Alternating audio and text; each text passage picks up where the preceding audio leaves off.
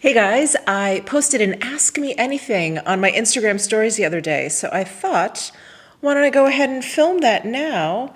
Let me pull this up. I have to go to my archive. Really should have brought my reading glasses, as this is going to be interesting. Okay, let's see what we've got here. Oh wow, you guys came through. Holy smokes. I think this is the most questions I've ever gotten. Okay, let me flip through these and just see if I have some very popular questions, because that tends to be the case. I'll get like the same question kind of over and over again. Oh wow, there's a lot. This is interesting. There is a lot of questions on like an Hermes bag. If I could pick a Birkin or a Kelly, which would I pick? That sort of question. So I have two Birkins. I have a 40 black. I always forget the type of leather. I'm not good at that. And it's like probably, I got it before I was married. So it's probably 20 years old. Anyway, it is so beat up. It's way too big. I never use it. And then I got a resale bag from a friend. It is a 25 Birkin in gris tourterelle, and the leather is Togo. I know that because I just got that much more recently. I really like my 25 Birkin. I definitely use that, at least nowadays, much more than my 40. My 40 I have not used since I moved to Vegas, essentially. It was a great corporate New York City bag, but because I don't work in corporate anymore and I don't have to lug my life's belongings with me every time I leave the house now, I just haven't used that bag. And so I keep looking over there because my 40 is sitting over there. It's dusty, it's slumped. Anyway, I think I need to give that away to a relative who's been asking for it. That's a whole nother story. But I have been enjoying my 25 Birkin. It's just a little bit too small. So I think my dream Hermes bag would be a 30 Birkin. And I don't know what color, probably black, because I just think that would be the most practical, probably gold hardware, because that's, the jewelry that I wear the most. In terms of leather, I really like the Togo leather because it's just a little bit softer than, is it the Clemence leather, which I think my 40 may be. And it's a little bit less delicate than like, kind of like the flat, shinier ones, like the box calf or whatever. I can't remember what Hermes calls it. Anyway, I do like the Togo. So maybe just the 30 black gold hardware Togo leather. I think that would be great because the 25, while the bag itself for the 25 isn't too small, I feel like it carries what I need most of the time. It's the handles. The handles are tiny. So I can just like, I have to maneuver my hand in there and it just kind of fits into those little handles. But generally I just have to carry it like this. I can't even put it on my wrist. I do prefer the Birkin over the Kelly because the top handle design of the Kelly where it's attached to the actual flap, it's just kind of annoying to me. It's like to get into the bag, it's not, you can't like easily just like go in there. And I see people carrying Kellys all the time where they're, unlatched and unhooked, and then you can sort of get into a little bit more easily. But for some reason, when the strap on the Birkin and the flap isn't flapped over properly, it's tucked in the back. On a Birkin, I feel like it looks okay. On a Kelly, I feel like someone's shirt is undone when it's all like unstrapped or whatever. So I just feel like that bag is a little bit fussier. So I definitely prefer the Birkin. Look, not that I would ever turn a Kelly away. Let's be honest. But if I were to walk into an Hermes and request a bag, it would be a 30 Birkin. I still am on the hunt for a Constance. I would really like a Constance because I love my Celine Triomphe bag so much. And that shape and everything, I feel like I would really, really like an Hermes Constance. So hopefully that answers all the Hermes questions. There were quite a few. Oh my gosh. Cat_LSM. She's a YouTuber here, a content creator, and she's like my Hermes. How can I call it? My icon. She's my Hermes icon. She says, "When are you coming to Singapore?" And she, I believe, lives and works part-time in Singapore. I know she kind of splits her time. Anyway, she says, "When are you coming to Singapore?" I would love to visit Singapore. I'm not a fan of like hot, humid weather, which I think it just is in Singapore all the time. Like, I don't even think they have like an off season. So I have to kind of just like mentally prepare myself for that. But I would love to hit Singapore. Here's an interesting question. Do you prefer Prada or Loewe? I think I prefer Prada. I've just been such a longtime Prada fan that I feel like Prada and I are just akin. No, but in all seriousness, I think across the board, I just like Prada. I like their ready to wear. I like their handbags. I like their shoes. I like their accessories. I like their menswear. I like their women's wear. So I just really, really enjoy Prada like all around. When it comes to Loewe, I do really enjoy their ready to wear. I do really enjoy their handbags, most of them. But Loewe has a much more like stylized vision. So I don't always love everything, where I feel like I could walk into Prada at any time of the year, and in any mood that I'm in, and always find something. You know, they just always have something for me. Loewe is, I absolutely love, and I could probably, always find something in a boutique for me. But again, because like everything is so much more, I don't want to say stylized. That's actually not the right word. It's just, there's so much more kind of going on with the Loewe designs that I think I have to be in like the right mood for them, or I have to think of a particular occasion when I'm going to be using the product, when I'm looking at it or whatever, when I'm like looking at all the different items. Where Prada, it's almost like I don't even care. It's like if I like something, it's like I know an occasion will come up. So yeah, if I had to choose between the two, I think it would be Prada. Oh my goodness, so many requests about coming to places. So Japan, Texas. I was in Texas last October. I don't know when I'll be back in Texas. And Japan I haven't been to since 2019, and I am dying to go back. My husband's never been to Japan, and every once in a while it like comes up. I'll be like, oh, you know, blah, blah, blah in Japan. And he's like, oh, I really want to go. So we really have to go together one of these days. Which other YouTubers do you watch the most? My goodness. Okay. I probably watch, these are probably the three big, like, you know, vloggers that I watch. I watch Victoria. She used to be in the Fro. I watch Tamara Kalanick, I think that's how you pronounce her last name. And I watch Alana Davison, who does a lot of vlogs. I wouldn't say she's primarily just a vlogger, but she does a lot of vlogging. Those are probably the three channels that I watch the most. In terms of just straight up beauty channels, of course, I watch Kate the Great. I watch her all the time. You know, I try and, of course, keep up with all of my friends. I watch like Risa Does Makeup. I'll watch Lori Hill. Lori Hill has started like a second channel where it's really just about like makeup and beauty versus like plastic surgery and celebrities and stuff. So I've been watching both of her channels. Samantha March. So yeah, I try and stay up to date with like all of my buddies. Stephanie Marie. There's so many. I basically just have YouTube on in the background all the time. All the time. When my husband comes home from work, we usually try and like figure out a show to watch, but like from the minute he steps out the door to the minute he comes home, I pretty much have YouTube on, probably multiple TVs in the house. And if I'm filming or something, I just mute it. I don't even turn it off. I just mute it. So yeah, I just have a ton of channels that I watch. But those three channels that I mentioned in the beginning, Victoria, Tamara, and Alana, I watch them probably the most consistently and the most often. We don't hear you mention fillers or Botox much or ever. Thoughts? I don't mention fillers or Botox because I don't get them. So there's nothing really to talk about. There's nothing really to talk about there. Nothing to see here. My thoughts. I mean, do whatever you want. If you want to get Botox, if you want to get fillers, I don't care. I mean, most of the people I know get Botox and fillers.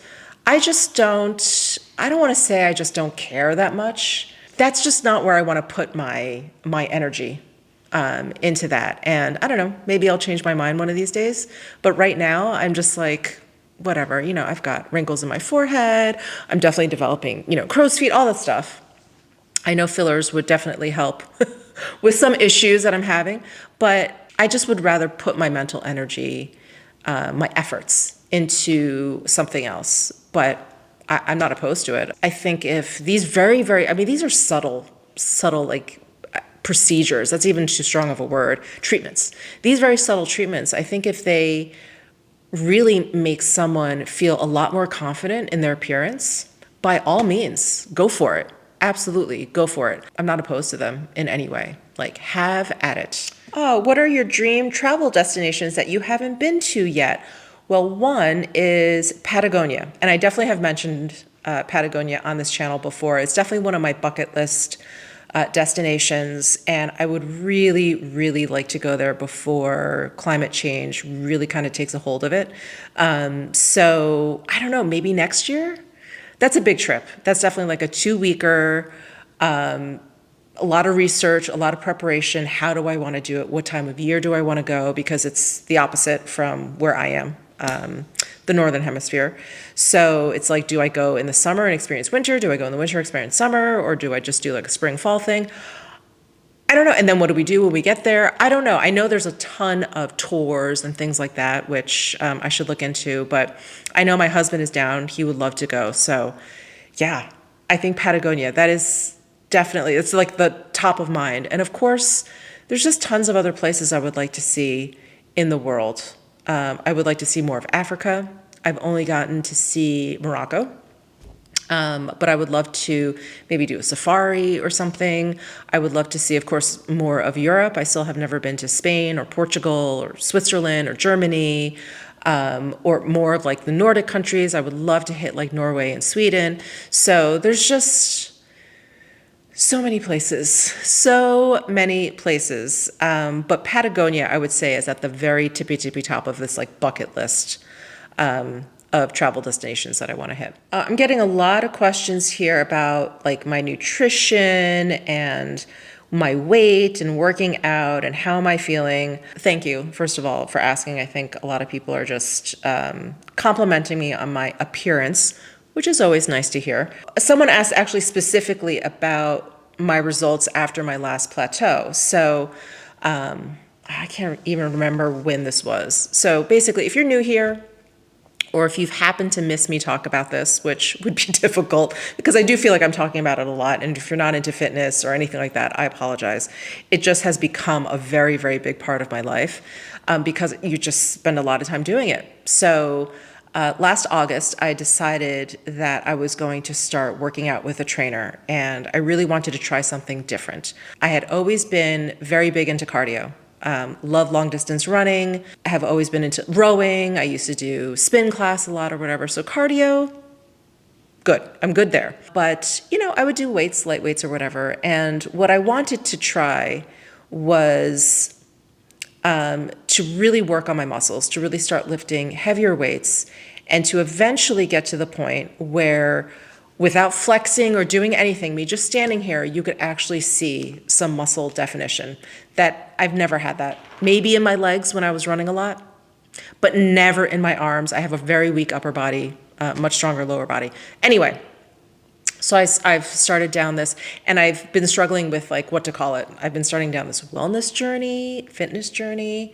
I think I've decided on the term transformation journey because not only am I transforming my body, but what I'm realizing, and most endeavors are like this, I'm transforming my mentality surrounding all of this. And I will make a video eventually or whatever. I think when I get to the 1-year point mark in August, I'll probably do a video talking about this a little bit more. But I've been happy with my results. I've had a few setbacks. I hurt my leg. Now I twisted my ankle. My ankle's feeling better, by the way. If you caught that Mother's Day vlog, and I didn't even really, I didn't twist my ankle. I basically pulled my lower calf muscle. So yeah, it's feeling much better. Thank goodness. So anyway, I am feeling much better because when I plateaued, my trainer, who basically trains bodybuilders and is an ex-bodybuilder himself, he put me on like a whole different plan where I'm to work out more and I'm to eat more. And that's been such a whole like paradigm shift in my head with the whole eating or whatever. And it's not like I'm eating more like cheeseburger and fries. I'm just eating more of what I'm referring to as like bodybuilder food. It's like they all eat the same thing between like chicken breast and salmon and sweet potatoes and white rice, white basmati rice, not like white sushi rice, white basmati rice, oatmeal, blueberries. A lot of the base foods are very, very similar in a lot of the bodybuilder diets. So anyway, yes, I am happy with how I've been progressing, and I still can't. I still can't really see any muscles. I know that's going to take a lot of time because, again, I'm kind of transforming. I'm not just sort of like working out more or just trying to lose weight. I'm trying to transform my body where I'm losing fat and gaining muscle, and it is a very long, tedious process, and I'm just taking it day by day. So with his change and the uptick and everything of working out and, you know, eating more and blah, blah, blah, I feel like I have been able to kind of break through that plateau a little bit. I don't know about my weight. I did lose, in 1 week, I was able to lose like 3 pounds, which is a lot for me. Usually it's like 1 pound maybe. So that was exciting. But since then it's really slowed down quite a bit. But I am feeling stronger, especially my upper body, because like when I hurt my leg, I did like upper body workouts for like 5 days in a row. So I do feel like I am getting stronger in my upper body. So yeah, I'm happy. You know, progress is, I think, a lot slower. It's always a lot slower than what we hope for. So I try not to think about where I want to kind of end up. I just try and enjoy the process. You know, otherwise you're just going to go mad, obsessing about it. I'm not there yet. I'm not there yet. It always just takes longer than you think. So anyway, I hope that answers your question. Let's see. You seem so mentally stable. Thank you. And so grounded. Any tips on what keeps you like that? First, I want to say I do feel very, very lucky in that I don't think I have. And I don't know, I'm not a doctor, I'm not a therapist, I'm not, you know, a psychologist, psychiatrist, anything like that. But I do think you're born with a certain sort of character and personality. So I do think I'm just naturally just a pretty calm person. But I will say there are a lot of things that you can do to help. If you're not someone that needs medication. Again, I'm not a doctor.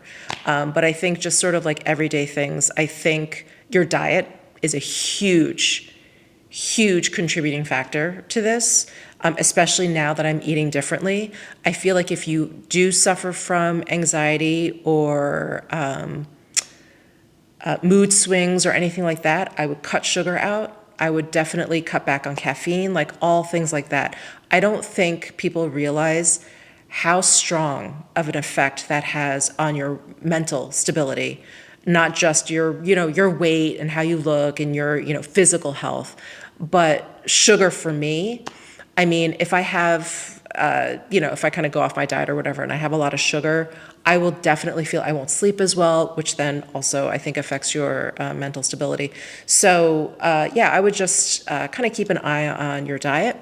I would keep an eye on your sleep schedule. I have a very, very strict sleep schedule. I go to bed and I wake up at the same time every single day. And whenever that is knocked off, I am knocked off. So I would definitely keep an eye on sleep.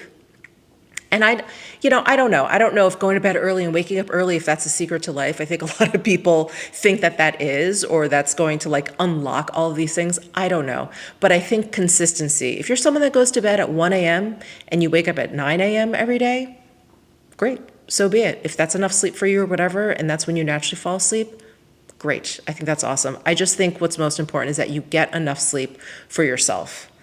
Whatever that is. I know some people require less sleep. I know some people require more sleep. But I think as long as you get enough sleep for yourself every single night, I think you'll be good. So your diet, sleep, and I would say, you know, I think people don't talk about this enough in relation to their mental health, but the people you surround yourself with. You have to surround yourself with people that are supportive, that are loving, that embrace you, that challenge you when you need to be challenged, that are all around good people. And I cannot emphasize that enough. My husband is amazing. I have the most amazing friends. And not like any of that has been easy. You have to cultivate these things. But the relationships in your life can affect you in such a deep way that everything can become tainted if they're not right. So those are the three things that I think you can actually work on and do to improve like mental stability: your diet, sleeping, and the people you surround yourself with. Oh, someone wrote, I absolutely love your style. Thank you so much. I don't hear that often. Ever thought about going the fashion influencer route? I am trying to round out my content a little bit. As you guys know, I started out, or you may or may not know, but I started out doing primarily or just only beauty content. And I've been, layering in more and more fashion. And for people that know me a long time, they know that fashion is my first love. I wanted to be a fashion designer when I was in high school. I wanted to go to Parsons or FIT or anywhere that would have taken me. I didn't, but I really wanted to. I used to, sketch designs all the time when I was in high school and, up into my older years. So I am trying to, just kind of create more well-rounded content. And I do get comments all the time. Why don't you talk about beauty more? Why don't you do new releases? I've made close to 2,000 YouTube videos. And there comes a point where you just need to change it up. I know there are channels out there that do the same thing, 3 times a week. They do the same format. They cover the same stuff or whatever. I am not that. I think variety is the spice of life. I love beauty products, but I needed to talk about them and present the information in a different way. So now I still do trying new makeup videos, but I'm not out there doing like every single new release because that was incredibly stressful. Anyway, that's why I really wanted to kind of round out my content, and that's why I've moved away from like just focusing solely on new release makeup. It just wasn't like healthy for me or my channel, I don't think. I want to be besties with you. Well, thank you. Do you remember the first product you received in PR? I think, was this the first product I received in PR? It may have been a little goodie bag from Surratt Beauty. So Troy Surratt himself, who's one of the nicest gentlemen I have ever come across, and a gifted makeup artist. I did like a video on Surratt Beauty, had fallen in love with Surratt Beauty. I think I found it at Barney's, of course. Rest in peace, Barney's.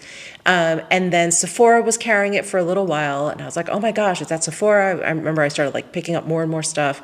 And I just love the ingenuity of the products. They were so unique. And so I did a video, maybe I did a couple videos on Surratt Beauty. And I don't think many people on YouTube were talking about Surratt. And it caught his attention. And so, he said, can I send you a few things? And when I got that package, it came in a box, but in the box was like a Surratt bag, like a black bag with Surratt. It had like this built-in handle. I remember it clearly. And then it kind of like glued shut. So I opened it up and it had all the products inside. I was like, I can't believe this is happening to me. I remember opening up the bag and just putting it down and just having to take a moment. I was so excited. I still get very excited for PR. I mean, I do get a lot more now. Thank you. Thank you to companies. Thank you to you guys for watching. I do get very excited for PR. I think it's amazing. I think it's wonderful. But that first package, it's never like the first time.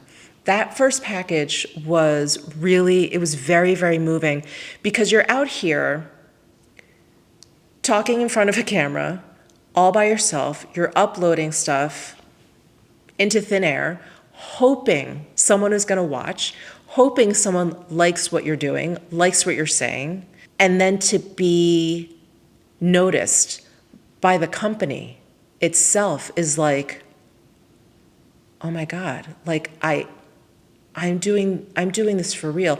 And that's what PR is to me. I know a lot of people think, oh, you're just an influencer because you just want free stuff. I don't care about free stuff. That's not why I started doing this. That's not why I started my YouTube channel. But when you get these products from these companies, you're like, oh my gosh, they like my content. They like my content. They're okay with me talking about their product. It's really It's really nice. It's really, really nice. So anyway, to answer your question, I believe Surratt was the very first PR I ever got. This was, I don't know, probably 7 years ago at this point. But it was wonderful. Wow. Okay, there's some serious questions here. Have you ever been diagnosed with eating disorders? I'm struggling with it now. Well, I'm really sorry to hear you're struggling with anything. I've never been formally diagnosed with anything, but I would suspect that I had, or I have, and right now I'm not actually succumbing to it, a binge eating disorder. I definitely have suffered from that in the past, and that started when I was very, very young. I probably remember my first binge being in maybe sixth grade. It's it's definitely something I've had to work through. And I will say, and I've mentioned this on my channel before, that meditating has helped me a lot with not doing that anymore, with this transformation / fitness journey that I have been on. And I can talk about this a little bit more if you guys are interested, but and I probably will in that year kind of checkup video that I want to do in August. But yeah, it's something I don't know, disorders or compulsions or things like that. I don't know if it's anything that you ever really get over. I used to be a smoker and I quit smoking, and I will say very lightheartedly, like, yeah, I'd still have a cigarette, or I think about smoking every single day. But the fact of the matter is that I do. I think about having a cigarette still, after more than 20 years of having quitting. I still want to have a cigarette every day. It's something you just live with. And the binge eating, that's another compulsion that I have to fight every single day. And some days are easier. Some days are easier than others. But I don't know. I think people are always looking for a cure. Like they're going to do something and then wake up and then it's going to be gone. I don't know that ever happens. Again, am probably the wrong person to ask because I am not a professional in this realm at all. In terms of mental health or physical health. So you definitely want to talk to someone who, works in this field, has some knowledge, experience, and formal education in this field. But that's my personal experience, is that it's not something that ever goes away. It's just something that you've accepted that you're going to live with. And when you've accepted that, I do feel like that kind of frees you a little bit, where you're just like I've accepted the fact that, my upper body is not as strong as my lower body. It's just a fact of life. I want a cigarette every single day. It's just a fact of life. But it doesn't mean that I have to succumb to it. So anyway, I don't know if that's helpful at all. But we all have them, I think we all have our weaknesses, our leaks, if you will. Oh, and some people have asked about my financial journey, my financial history. I alluded to wanting to make a video about my financial history in another, could have been my last Ask Me Anything video, or maybe I was talking about something else. But, I've struggled to sit down and actually put into words what to say, because I don't want to just sit there and talk about the numbers, because that's meaningless. It's almost like my weight as I'm going through this transformation journey. It almost doesn't matter. It's a measurement of something, but I think people are so focused on the amount of money that they make, the amount that something costs, all of these very specific numbers. And I'm like, they're so meaningless. So I apologize. I really do want to make, I guess, a money financial sort of video, but I think it's going to be more about my relationship with money and how it changed. It has changed, and it will change for everyone over the course of their lives. But it's really been, it's been hard kind of solidifying my thoughts and actually putting them into words. So I'm sorry. I will try. I will definitely try. But I will say this, and I will leave this I will just leave this here. I find my relationship with money to be very, very similar to my relationship with food. And this journey that I've been on in terms of my physical health, where I just mentioned, I feel like, I'm learning so much about myself mentally, has really, I've created so many of analogies between this and like food, basically, like budgeting to like calorie counting and things like that. Anyway, if I can like kind of gather my thoughts and actually like spit them out into words, I will. I absolutely will. I'm struggling with it, so I apologize. How do you earn your living? I love your content and you. Well, thank you so much. This is how I earn my living. I am a content creator. Oh my gosh, life advice for all women in our 30s. Life advice for all the women in our 30s. For all of you ladies out there, I think the most important thing on this journey that we're all on called life, sorry, that was corny. But I think the most important thing is get to know yourself. Know thyself. Who's the philosopher that said that? Know thyself. I don't think there's anything more important than knowing yourself. I cannot tell you how much time and effort I and many others out there have spent chasing something that they think is supposed to make them happy. And guess what? It doesn't. So if you know yourself, you will cut right through all of that and be like, oh, that's not it. Oh, maybe that's it. So know thyself. I think that would be my advice to anyone and everyone. You guys really came through with like the serious kind of deep questions here. Who or what is your biggest ongoing source of aesthetic inspiration? I think number one, it would be the Olsen twins.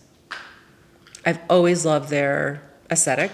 I've always been inspired by them. But now of course with Instagram and everything, do you guys know the specialty boutique called Hirschleifers?